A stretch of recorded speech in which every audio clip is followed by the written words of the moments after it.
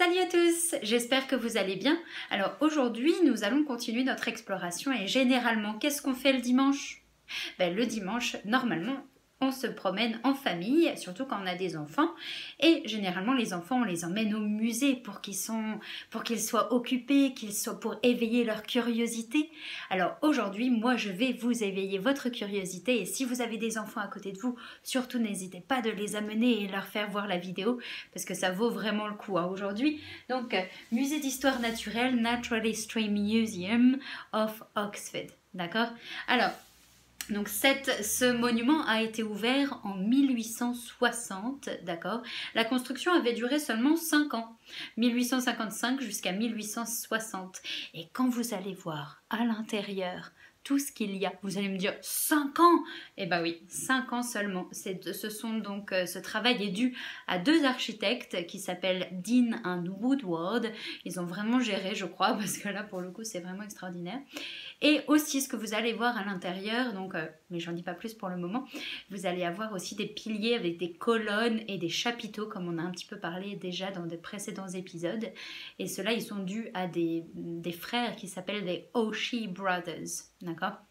Mais alors, avant cela, vous savez, on a de la chance ici à Oxford, ou surtout dans le comté Oxfordshire, puisque Oxfordshire, c'est le comté qui a le premier dinosaure qui a été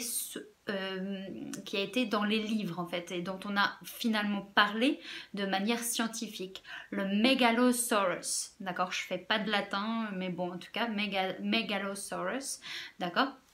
Et donc c'est le dinosaure le plus vieux, d'accord, qui existe au monde. Et donc vraiment, on a découvert un de ces squelettes ici à Oxford et il est entreposé, dans le comté de Oxfordshire en tout cas. Et on a son squelette qui est entreposé ici à Oxford. Alors j'ai pas trouvé la photo du squelette lui-même, mais en tout cas vous allez en voir quelques squelettes, à l'intérieur. Et alors, hop, ça c'est intéressant. Ça en fait justement, ce fameux Megalosaurus, ils ont recréé en fait, les architectes ont recréé des empreintes de pieds de ce fameux Megalosaurus. En fait, ces empreintes, vous les trouvez juste à l'extérieur du musée, d'accord? Donc, c'est quand vous viendrez à Oxford, en vrai, j'ai hâte, eh bien, vous allez voir ces empreintes juste à l'extérieur du musée, à l'extérieur de l'entrée, en fait. Et ça, c'est une vue justement de l'entrée, vue prise d'en haut, en fait, de l'entrée du musée et surtout du musée en lui-même. D'accord? Donc, vous avez donc ces voûtes magnifiques. Le plafond est de verre. D'accord? Et toutes ces voûtes avec ces colonnes et les chapiteaux que vous avez au-dessus. Alors, il y a d'autres vues ici, mais voilà. Celle-ci, c'est vraiment une belle photo de différents chapiteaux de ce musée, que compose ce musée. Et voyez toutes les feuilles, c'est vraiment très délicat. Et donc ce travail est dû grâce à ces frères Auchie Brothers. Et en fait, ils ont pris un exemple de feuilles et de plantes, de fleurs du jardin botanique d'Oxford, en fait, pour en faire des mosaïques, en faire vraiment des belles sculptures. Et donc soit il y a des piliers qu'on dit carved comme ça, donc gravés dans la pierre, soit certains, comme les précédents, vont être plutôt de manière métallique, comme vous le voyez ici. D'accord? Donc vraiment, et là on aperçoit des squelettes de dinosaures d'ailleurs. Donc, vous voyez, les enfants sont vraiment super intéressés lorsqu'ils viennent ici. Il y a des possibilités de venir avec des groupes scolaires aussi. Enfin, c'est vraiment très intéressant. Et alors, voilà. Donc là, c'est ici un des squelettes pris en grand d'un des dinosaures, justement. Vous voyez, tous les os, ça remonte jusqu'à très très loin. D'accord ? Et alors, comme on expliquait il y a quelque temps, le musée d'histoire naturelle aussi contient certainement l'objet le plus intéressant de ce musée, c'est ce qu'on appelle the Oxford Dodo. Vous vous souvenez du Oxford Dodo? Le dodo de Charles Dodgson, de Alice au pays des merveilles, d'accord? Donc moi, eh bien, donc vous avez le Oxford Dodo justement qui est ici.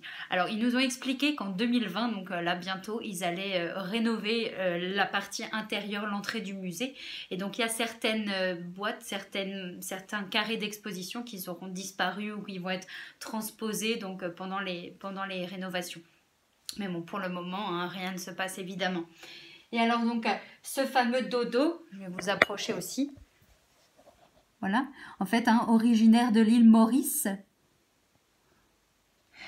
Les convictions jusqu'en 2018 pensaient que le dodo avait été mort en fait en captivité, mais de manière naturelle. Et en fait, en 2018, ils ont fait des recherches, ils ont vraiment regardé à l'intérieur du corps du dodo et ils se sont en fait aperçus que l'oiseau avait été touché, avait été tué à la tête en fait. D'accord.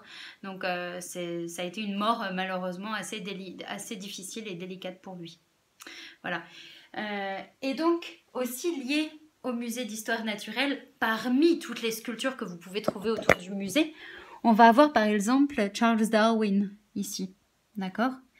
Et en fait, Charles Darwin, il a été à l'origine d'un débat vraiment important à Oxford en 1860 justement, qui a eu lieu dans le musée.